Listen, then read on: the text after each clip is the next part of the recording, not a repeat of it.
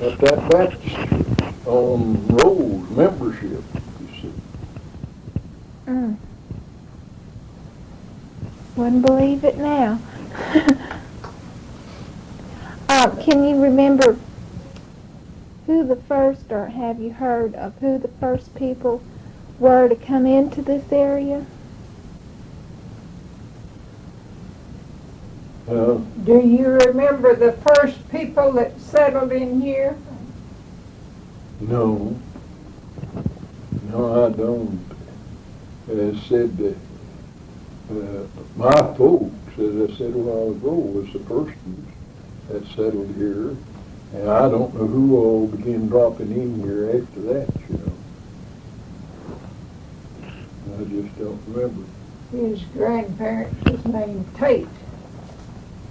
Yeah. His grandmother. His mother was a Tate. And it said that was way before the Civil War. And, they and their name was Tate. T-A-T-E, Tate. His great-grandmother was here that witnessed him to probably one of the first ones maybe that was here. That's an old cemetery, isn't it? I know there's even stones in there, you know, that people have carved out the date into regular old stones, and some of the stones don't have a date on them.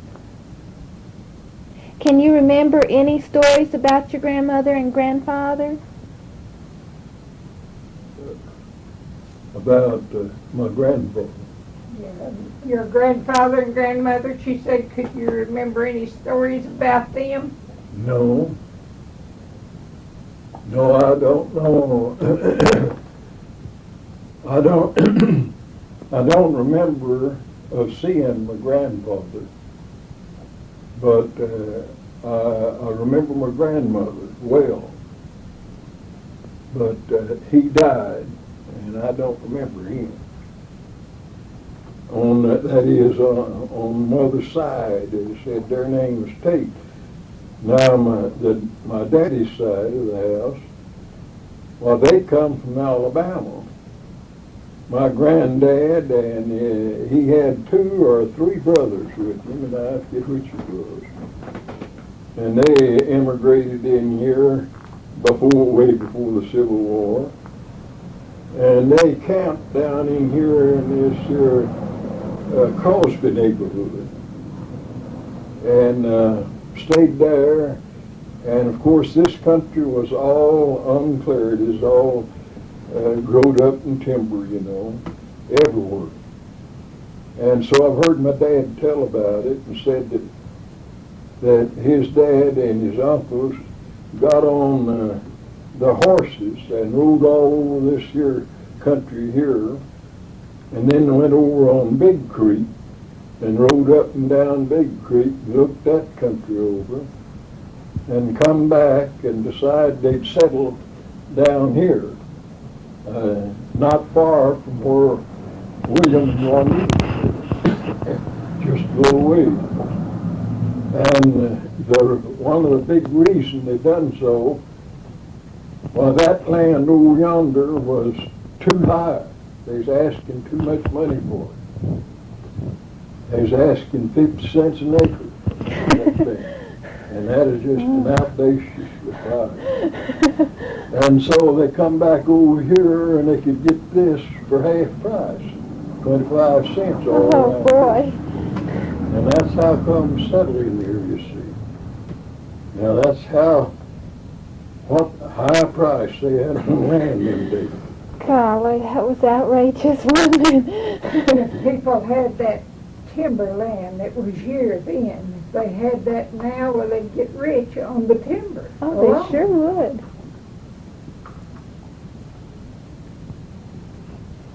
Who is that a picture of over there? His mother. Don't you think he favored him? Mm-hmm. And who is this over here? That's Claude. I thought it was. I didn't want to say it and then make a mistake. That's who it is. That's his I was third married year. when I was 25 years old. Just got home from the army.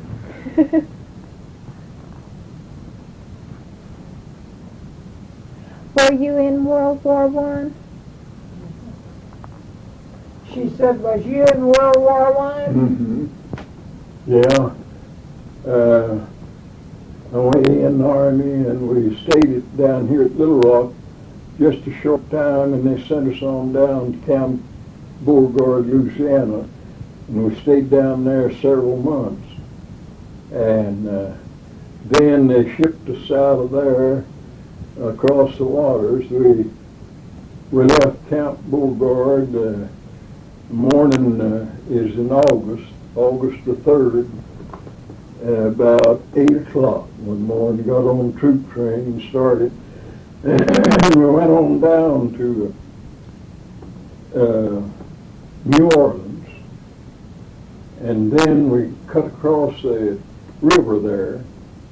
And the way they done then, I don't know how they do now, but we was on a track, and rolled up there to that bank, and they had a great big long flatboat of a thing there, and it had railings on it. And they rolled us off, they just put that up there and coupled it up with the railings on the bank, and we rolled off onto that there boat and floated across, and they joined up with another railing over yonder on the other side, and we rolled off and put out across. We went on around and hit the eastern coast and went on up to Newport News, Virginia. And so we stayed there until the morning of the 6th. Of course, we was on the road there for some time. And so then they put us on the ship August the 6th and started us across over to France. And it taken us 12 days to go across the ocean on the vessel then. And we landed over there the 18th day. And so then the 20th, following that, just 2 days after we landed, was my birthday. I was 25 years old. And I spent it there in Brest, France, in little old pup tents. We had to live in pup tents there, just 2 of us, sleeping on the ground, just room for 2. So they kept us there for about 2 weeks, I reckon, and they shipped us on down south to the nearest city that we was Verzon. And then there's a whole lot of little old towns all around there, but Verzon was out there southeast of us, and is a good ways out there. We could see it, and when the sun is shining, we can see it glittering on the windows and things, and glass there. But I never was there, never heard of any of the boys going there to Verzon. But there's a whole lot of little towns around there. Now I've been, there's a little town named Cherie, right east of us. I was there a lot. Another one called Rouilly, south of us. And then there's one called Marseille, north, and one out southwest called St. Paris. But I never was at Marseille or St. Paris. So they kept us there for some time. And they started us to the front lines over there at the battle zone. And they got us up in the northeast part at a place called Saint-Romain. And we was there when the armistice was signed. And so when they done that, that stopped the war, Mm-hmm. Well, just in a few days, why they started us then across over to Germany. And so we had to go down through parts of France, and we went down to a place called Verdun. It was a big city, and so I walked out there in the military cemetery while I was there, and it was facing the south, I went in on the north side. And there they had fought, the Germans trying to take that city time and time again, they said. And the Frenchmen was determined they couldn't take it. And so they say that there's 125,000 Frenchmen killed there, and about the same amount of Germans killed. But of course the Germans taking their soldiers out, I guess taking them over to Germany, and buried them. But these other 125,000 was buried there, and that's the biggest cemetery I was ever in. I just walked there and looked out there and looked at them, and just side by side, just as thick as they could lay, and had their little old cross up telling who they were, everything about it, And so that is a solemn moment with me, because the thought come to me that because of them laying there was one reason that I was walking around. Because if they hadn't been so stubborn and kept them Germans fought down, well, ain't no telling them Germans might have won the war. You can't tell about that shit. And so I'd been in the front line trenches at any rate if it hadn't been for this, you see. Mm-hmm. But we went ahead and we had to go through Belgium, walked all through Belgium now to Germany, and down to the Rhine River. That was the deadline. Now they had it in the armistice, that the German army had to fall back across the Rhine River and stay there until everything was settled. And so we was in the Army of Occupation there, standing guard to see that they did stay back, not come across. So we was over there, from about, I reckon, the 20th of December until up about 10th of April, maybe next year, while we stayed there in Germany, there on the Rhine River. And I've been to the Rhine River now several times. We're right close to the Rhine there.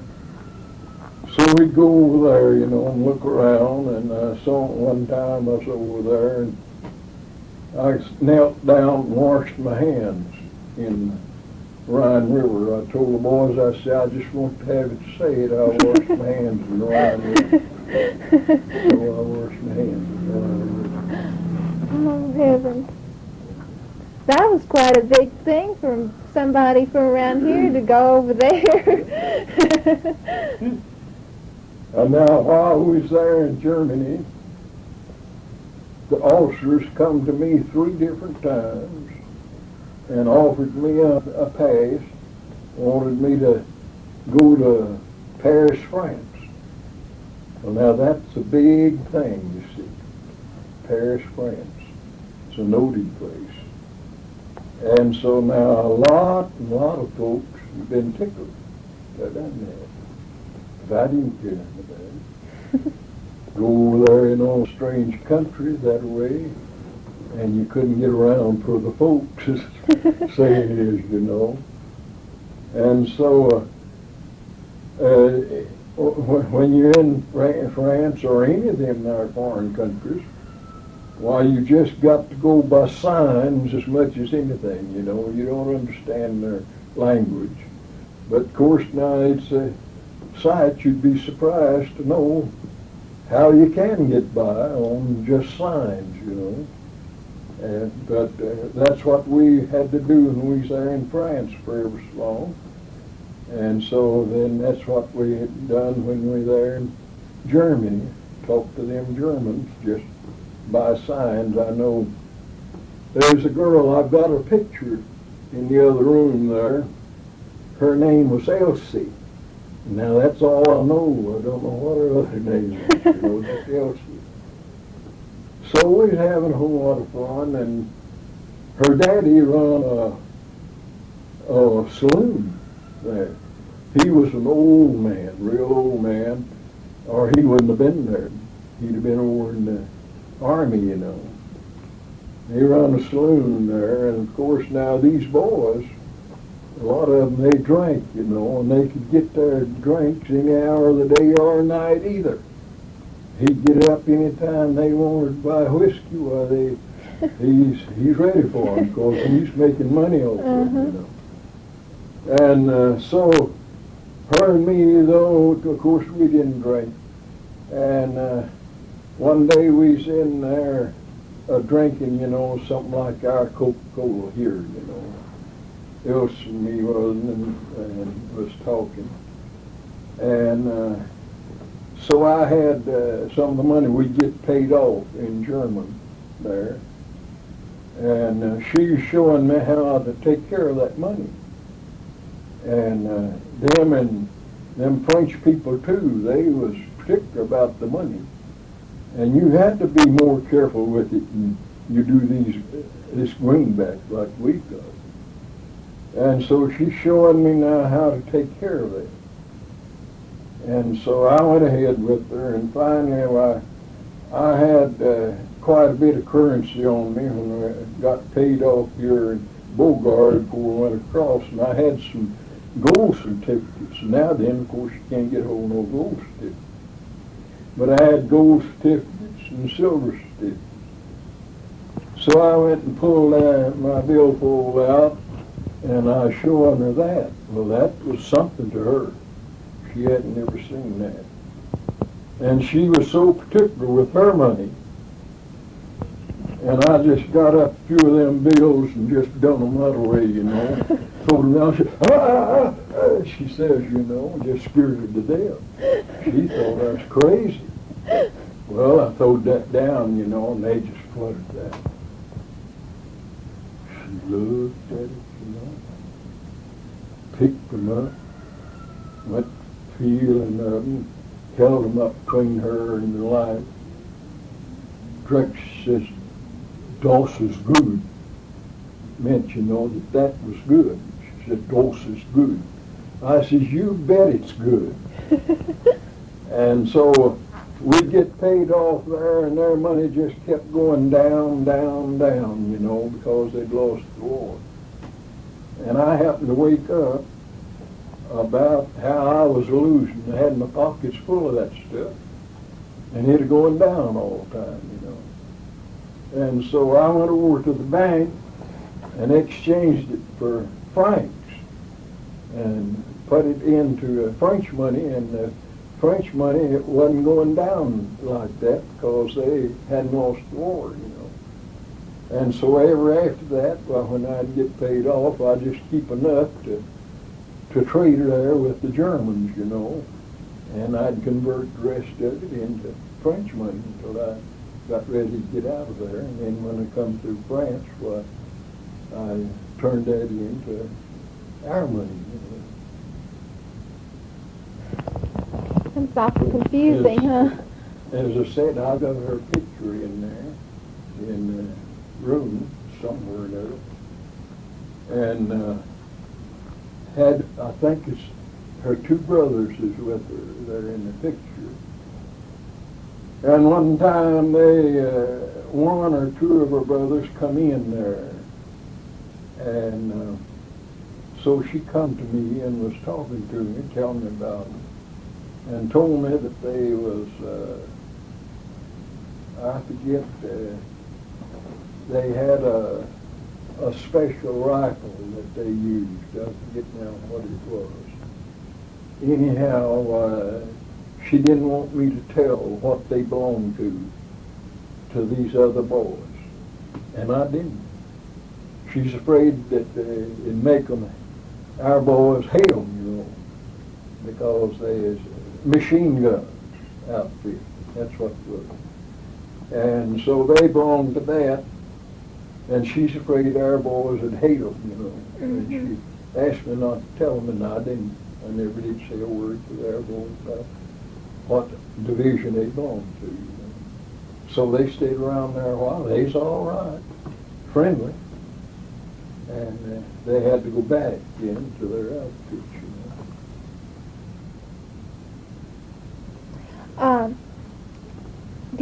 remember,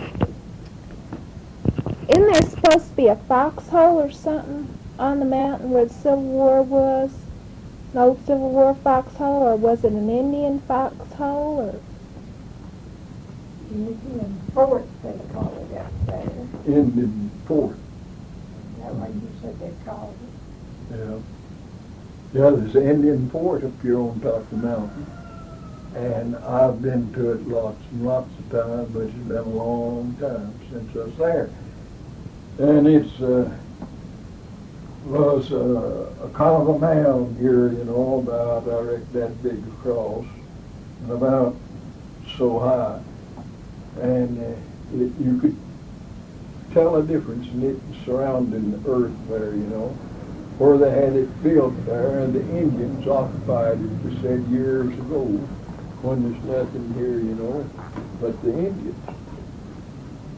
And so now, I don't know, as I said, I've been to it lots of times, but I don't know how long it'd take me to find it now. But it's back up there on the peak, kind of from where y'all living, right on back southwest there, like somewhere, where it's at. I wonder I hadn't walked across it. But I don't remember seeing it, and I've been all over back there. Well, it may be now, you see, over all the years, why that's got just melted down. You can't find it, I don't know. But that's the way it used to be, that you could see it, you know, and I don't know how big outfit, it was a great big outfit. But as I said, it's been so many years ago, it may be that it's just been rained on, washed, or maybe down with the other earth. Now, I don't know.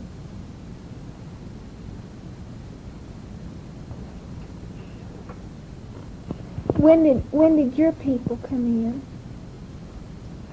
Oh, they were, my daddy come from Quitman up here, down to Cindy. And my mother's folks lived out there close to Cindy for a long time. I don't know too much about it, but I know my grandpa knew that old home place up there.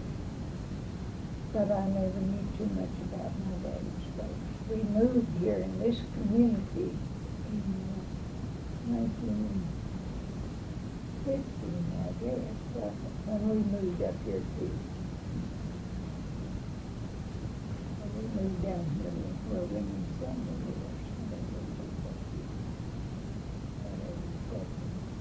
I don't know much about my people, but my grandpa knew that. We got here close to Cindy.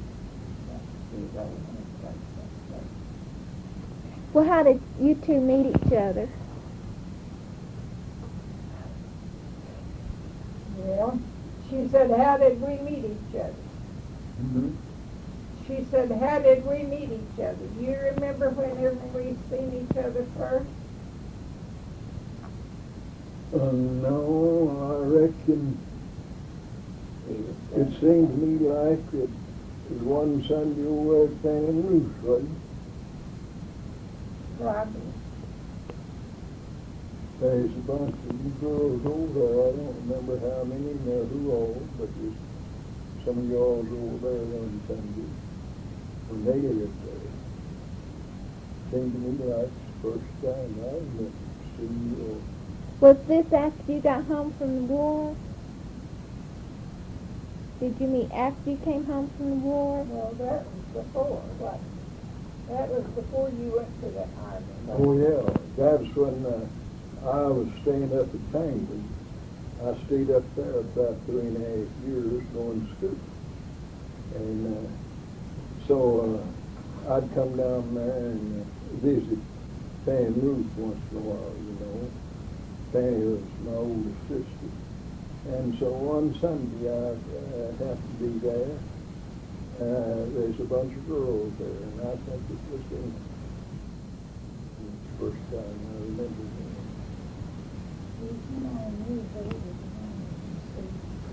And so we just kids, and he was on the other end. He's already over the hill, huh? Yeah, we was out there playing just like a bunch of kids, playing hide and seek and things like that. So he sat around. But I remember that time they was us and the Willingham girls, and Gracie Pruitt, I think. Myself was over there singing that day. That might have been about the first time I ever seen you. I don't know. It was just when we moved to Fishview, he was staying at Painesville going to school that day. So that was something I guess maybe that's the first time.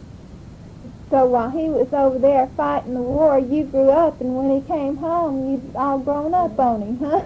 Yeah, his sister Fanny, she lived over there now on the Merle place over on the other side of your house.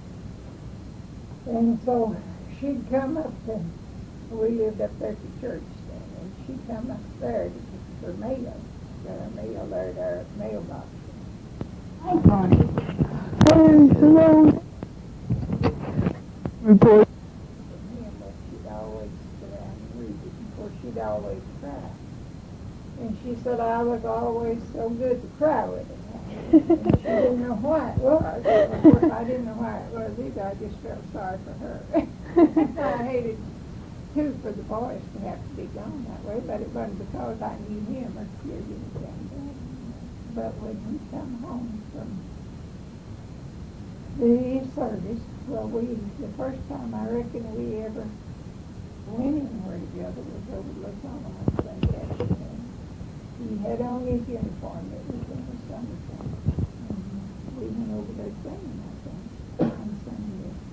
He walked over there. I guess it was about the first time that we ever went anywhere together. You see now, I tell them that I've been living here long enough that I begin to kind of feel at home here. Because, of course, I don't remember, but I've heard my dad and mother tell about it. And they used to live up there East Pangler years ago. And so they left up there, sold out, and come down here and bought this place. And I was 3 months old, they said, when they moved here. And so now I've just been here just about all that time. Just what time that I was up yonder at Pangman going to school, and what time I was in the Army, you might say, was the rest of it spent here. And so I tell them, I says, I've got now to where I kind of feel at home. Well, you ought to. We were married in that old house up there at Jericho there. And her sister was yellow, and her, she was from next door up there. I think she was married in that Well, house too. Over there in Germany, when the word come that we was leaving out and coming home, well, of course the boys went in there. Boy, of all the talking and chattering, they's a doing it, and there's a big difference that way, you know, in them now. Before the war stopped, why, the boys was all the time they'd get together and they'd be telling about what they had done. There never was nothing said about what I'm going to do. There's all the time telling what I'd have done. Well, after the war was over, that changed up. And so then they began to tell, you know, what they was going to do. And so when that word was coming home, the boys went there, you know, and they just chattering like blackbirds, and was telling about what they're going to do, when they got home. And finally, there's a boy named George White from my way. He come up to me and said, Haney, what in the world's the matter with you? I said, all the boys are telling about what the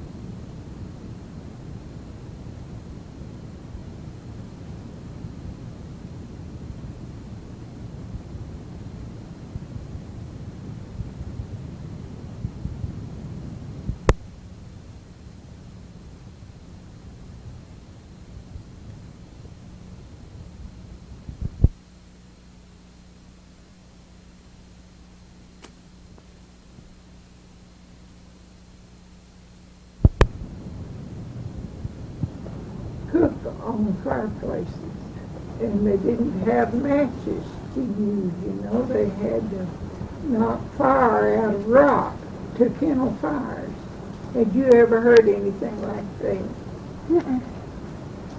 Then they Claude, well, now what they used to do a long time ago, they didn't have matches, and they had, I think they said they knew that they'd taken cotton and they'd beat and knock the fire out of the rocks and set this cotton fire, and that's the way they kindled the fires. Yeah. But now I don't remember anything like that happening, but I've heard of it. I guess that's how the Indians used to get their fire then. You take these here old Indian airheads that we used to find here, what, a fellow could knock fire out of them, you know, pretty well, too. They used to here when my dad first moved here, while everything was in the woods. He cleared this field up there and began cultivating it. And so after I was a pretty good sized little old kid, well, I'd follow around up there and pick up Indian airheads and these here bullets that the Northerners had, you know, when they camped up here at the foot of the mountain. A big bunch of them soldiers did. And I heard my dad tell about it, and there's a southern feller named Captain Little come in here. He found out they's camped here, and he come in here with a bunch of southerners and shot into them up there and killed a bunch of them. And I guess that's how come all them old mini balls, they call them. They're great big bullets about the size of my finger and about that long. They got rings around them, you know. And so now they was just as thick as gravels up there. And I'd just a kid, and I'd get me a bucket or something or other, and to pick them up again and go up there and pick me up a bunch of Indian airheads, you know, and things like that. And I had them all over the place down here, but then they just gradually disappeared, you know. Grandkids and children probably took them and played with them too, huh? But the children remembers it. Claude Jr.'s talking when he was at home. He remembered picking up those Indian airheads when he was up there. And some of those old mini balls. But we don't see none of them around here now. I don't know what's coming. So my folks from on my mother's side, they come in here from Salem, North Carolina, way before the Civil War, and settled in here. And they cleared up that land and built a house up there where that old house place is, the other side of the church up there, you know. And Up there behind the burnt church? here several years ago. Back there where that old well is? Yeah, right on He's north of talking there. about over there on the other side of where Dwight lived, where that old Merle house was. Okay. The latter years, they call it the Merle place. There's a fellow named Merle lived there. But my folks on my mother's side come in here from Salem, North Carolina, and built the house there and cleared some land. That was way before the Civil War. And so they built a church up there on the road. There used to be a road just about as plain as that is out there, went right straight on by that place on the west and went on over yonder to that where that Latona Road is now. And there used to be a big baptizing place over there in that creek, just this side of that Latona Road. And they'd have big baptizing there, you know, and this road led on through there.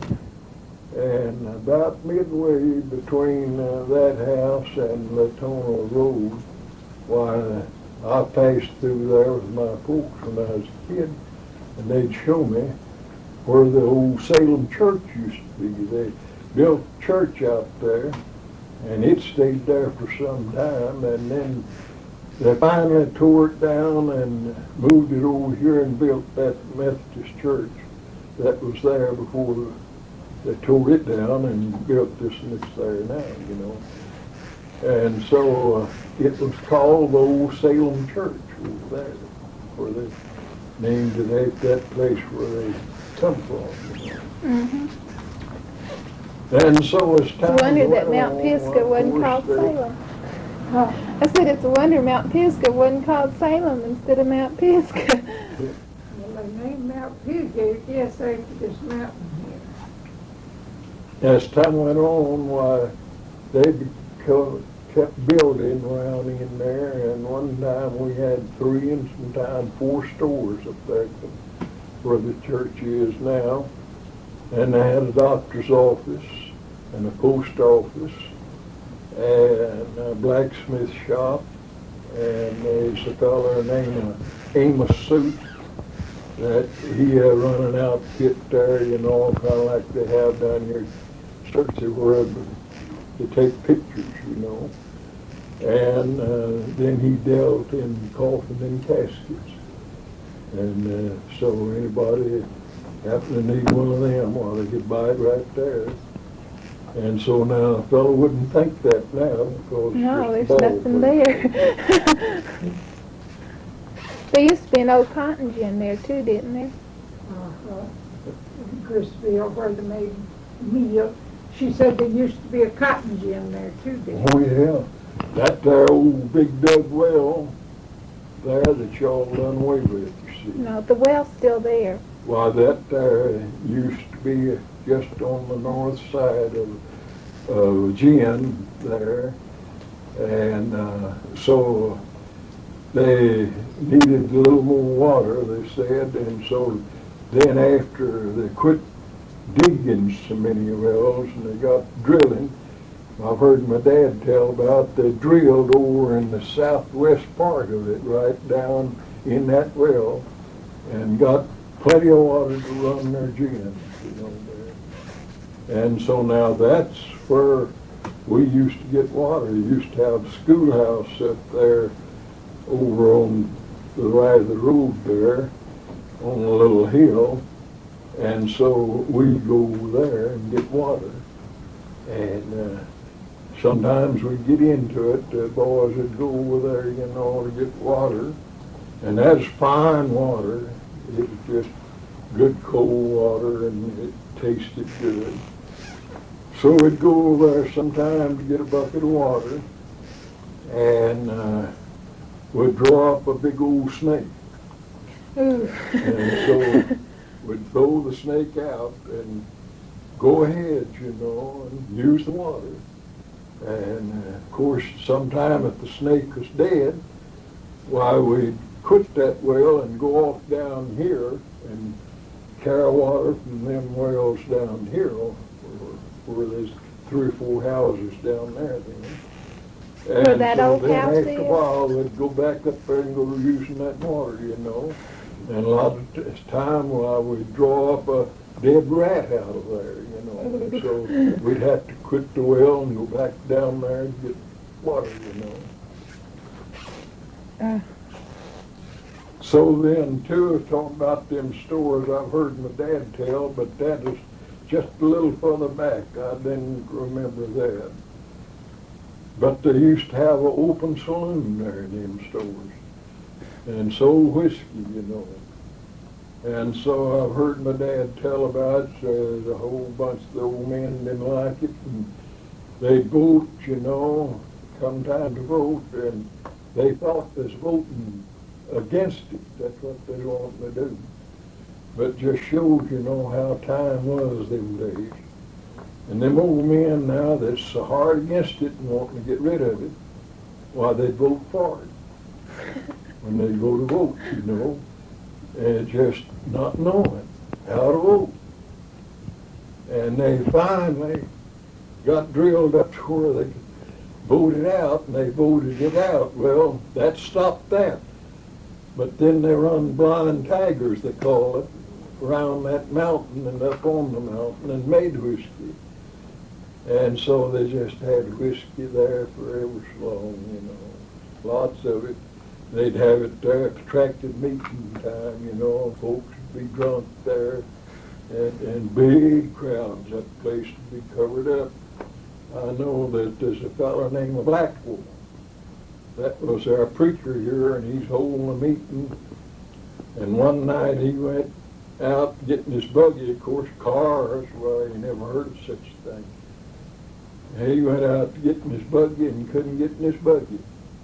They had the empty whiskey bottles in front of his bucket there, you know, just loaded him down. So he throwed them things out, come on down here and spent the night here with us, you know. And so it was said they just had all kinds of carrying on in days. Big crowds there just covered up. And then they got, later on, they got to having political speeches there.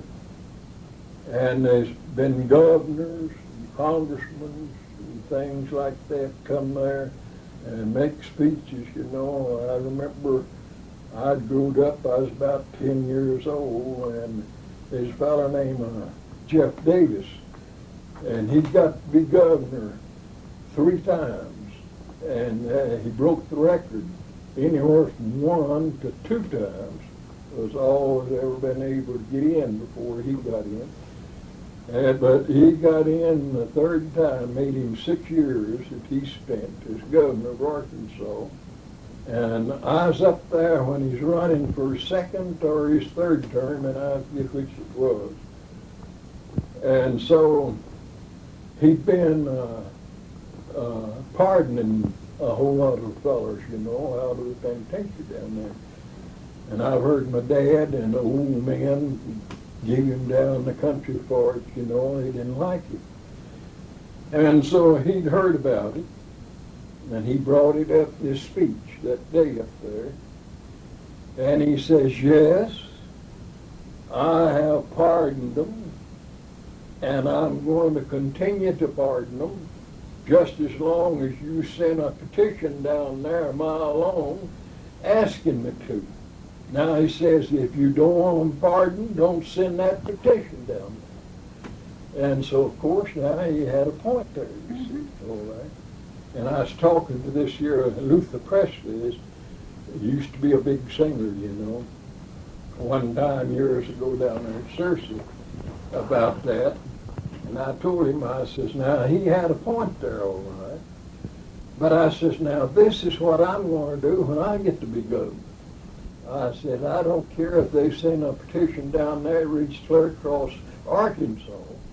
The first thing I'm going to do is get on that fellow's record and find out whether he's a repeater. I call them repeaters. They'd turn them out, wouldn't be no time, they'd commit another crime, and they'd have to put them through court and then put them back in there, you know. And they just in and out, in and out. And of course it tickled Presley when I told him that that's what I was going to do when I get to be governor, you know.